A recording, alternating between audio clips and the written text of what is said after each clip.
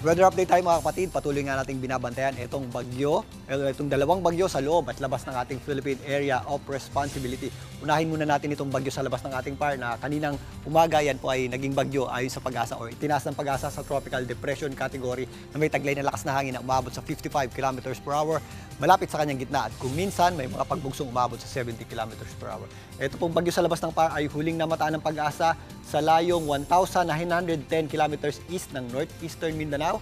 Ito po ay babantayan natin sa mga susunod na araw dahil yan po ay posibleng lumakas at umabot sa typhoon category bago makapasok sa loob ng ating Philippine Area of Responsibility ngayong weekend. At if ever nasa loob na po yan ng ating PAR, yan po ay mabibigyan ng local name na Uwan. Ito rin po ay kikilos patungo dito sa eastern section ng Northern Luzon at posible pong umabot sa super typhoon category.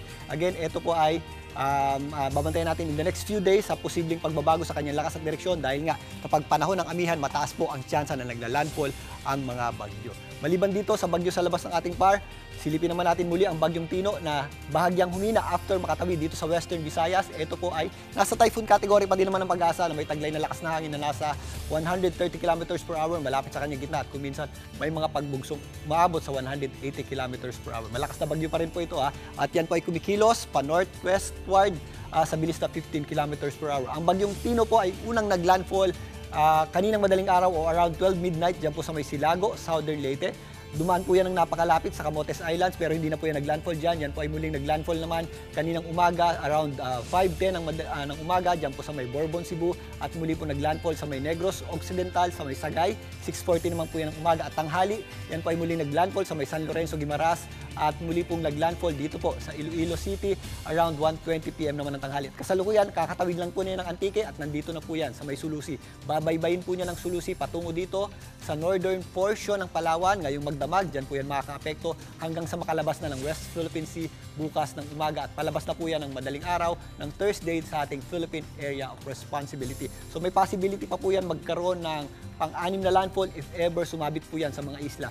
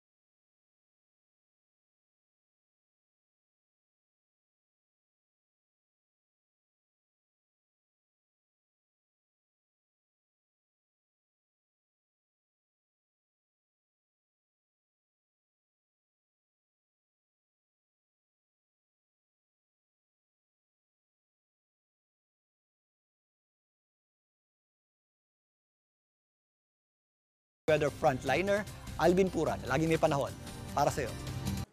Mga kapatid, Julius Babaw po. Para sa komprehensibo at makabuluhang balitaan at talakayan, mag-follow at mag-subscribe na sa social media pages ng News 5.